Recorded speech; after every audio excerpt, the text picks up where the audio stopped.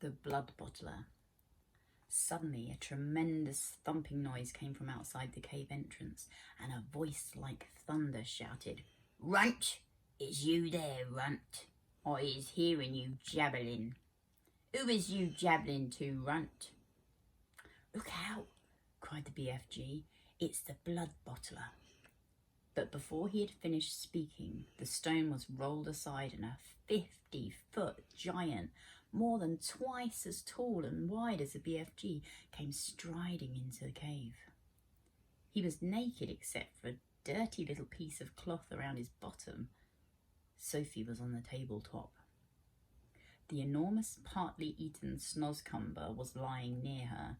She ducked behind it. The creature came clumping into the cave and stood towering over the BFG. "Who was you jabbling to in here just now?" he boomed. "I is jabbling to myself," the BFG answered. "Piffle fizz," shouted the blood bottler.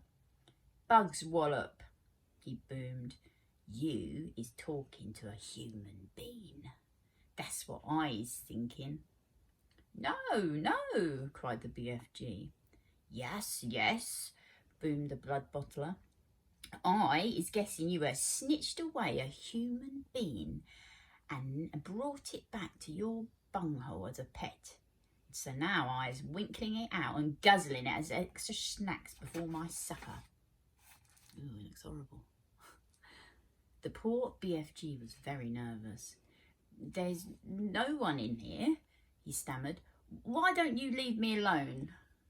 The blood bottler pointed a finger as large as a tree trunk at the BFG. "Runty little scumscrewer," he shouted. "Piffling little swishfigler. Squimpy little bottlewort. Prunty little pog swizzler. I is now going to search the primroses." He grabbed the BFG by the arm. "And you is going to help me do it. Us together is going to winkle out this tasteful little human being," he shouted. The BFG had intended to whisk Sophie off the table as soon as he got the chance and hide her behind his back. But now there was no hope of doing this. Sophie peered around the chewed-off end of the enormous snoscumber, watching the two giants as they moved away down the cave. The blood bottler was a gruesome sight. His skin was reddish brown, and there was black hair sprouting on his chest and arms and stomach. The hair in his head was long and dark and tangled. His foul face was round and squashy looking. The eyes were tiny black holes, and the nose was small and flat. But the mouth was huge. It spread right across the face, almost ear to ear. It had lips like there were two gigantic purple frankfurters lying one on top of the other. Craggy yellow teeth stuck out between the two purple frankfurter lips, and rivers of spit ran down over the chin.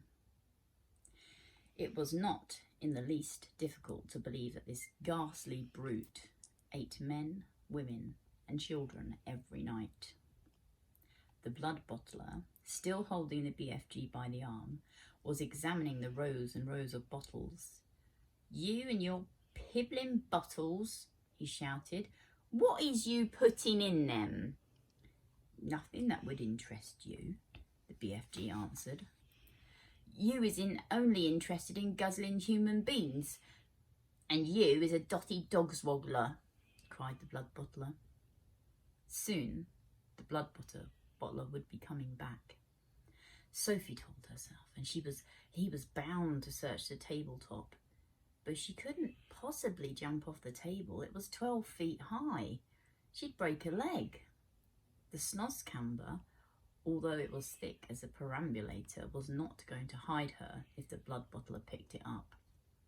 She examined the chewed off end. It had large seeds in the middle, each one as big as a melon. They were embedded in soft, slimy stuff. So, taking care to stay out of sight, Sophie reached forward and scooped away 6 of those seeds. This left a hole in the middle of the snoscumber large enough for her to crouch in so long As she rolled herself into a little ball, she crawled into it. It was wet and slimy. It was a horrible hiding place. But what did that matter if it was going to save her from being eaten? The blood bottler and the BFG were coming back towards the table now. The BFG was nearly fainting with fear. Any moment, he was telling himself, any moment Sophie would be discovered and be eaten. Suddenly, the blood bottler grabbed the half-eaten snozzcumber. The BFG stared at the table. "Sophie, where is you?" he thought desperately. "You cannot possibly be jumping off that high table, so where is you hiding, Sophie?" "So, this is the filthing, rotsome glubbage you is eating," boomed the blood bottler, holding up the partly eaten snozzcumber. "You must be cockles to be guzzling such rub squash." For a moment, the blood bottler seemed to have forgotten about his search for Sophie. The BFG decided to lead him further off the track. "Ah, that is scrumdiddlyumptious snozzcumber," he said. "I is guzzling it gleefully every night and every day. Is you ever trying a snozzcumber, blood bottler?" "Human beans is juicier," the blood bottler said. "You is talking rummy tot," the BFG said, growing braver by the second. He was thinking that if only he could get the blood bottler to take one bite of the repulsive vegetable, the sheer foulness of its flavour would send him bellowing out of his cave. "Well, I is happy to let you sample it," the BFG went on, "but please, when you see how truly glumptious it is, do not be guzzling the whole thing. Leave me a little snitch it for my supper." The blood bottler stared suspiciously with small piggy eyes at the snozzcumber. Sophie, crouching inside the chewed off end, began to tremble all over. "You is not switch fiddling me, are you?" said the blood bottler. "Never!" cried the BFG passionately. "Take a bite. I am positive you will be shouting out, 'Oh, how scrumdiddlyumptious this wonder veg is!'" The BFG could see the greedy blood bottler's mouth beginning to water more than ever at the prospect of extra food. "Vegetables is very good for you," he went on. "It's not just healthsome always to be eating meaty things." "Just this once," the blood bottler said.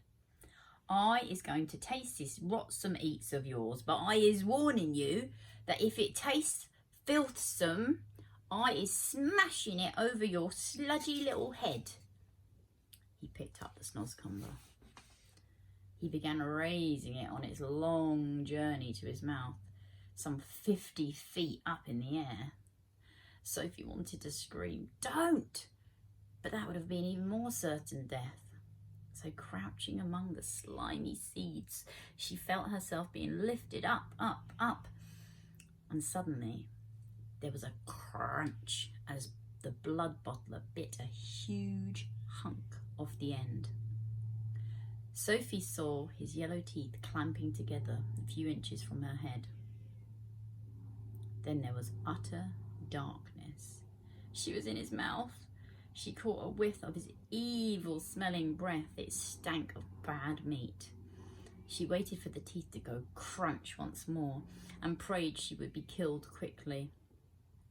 "Yeah!" roared the blood bottler. "Oh, bewelch! Yeah!" And he spat. All of the great lumps of snozzcumber were in his mouth, as well as Sophie herself went shooting out across the cave. Now, if Sophie had struck the stony wall of the cave, she would most certainly have been killed. Instead, she hit the soft folds of the BFG's black cloak hanging against the wall. She dropped to the ground, half stunned, and crawled under the hem of the cloak, and there she crouched. "You little swine bugler!" roared the blood bottler. "You little pig swiller!" He rushed at the BFG and smashed what was left of the snozzcumber over his head. Fragments of the filthy vegetables splashed all over the cave. You is not loving it? The BFG asked innocently, rubbing his head. Loving it? Yelled the blood bottler. That is the most disgusterous taste that is ever touching my teeth. You must be buggles to be swalloping sludge like that.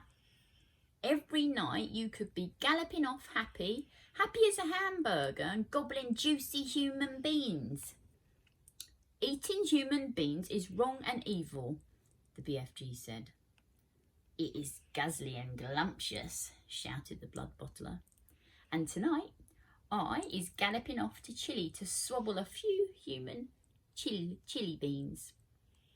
Is you wishing to know why I was choosing Chile? I is not wishing to know anything, said the BFG, very dignified.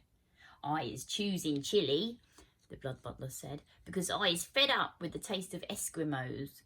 It is important that I has plenty of cold eats in this scuddling hot weather, and the next coldest thing to an Eskimo is a chili bean. Human beings from Chile is very chilly. Horrible, the BFG said. You ought to be ashamed. Other giants is all saying they is wanting to gallop off to England tonight to guzzle school chidlers, the blood bottler said. I is very fond indeed of English school chidlers. There's a nice inky, booky flavour. Perhaps I'll change my mind and go to England with them. You is disgusting, said the BFG. And you is an insult to giant peoples, shouted the blood bottler. You is not fit to be a giant. You is a squinky little squiddler. You is a pibbling little pipsqueak. You is a cream puff nut.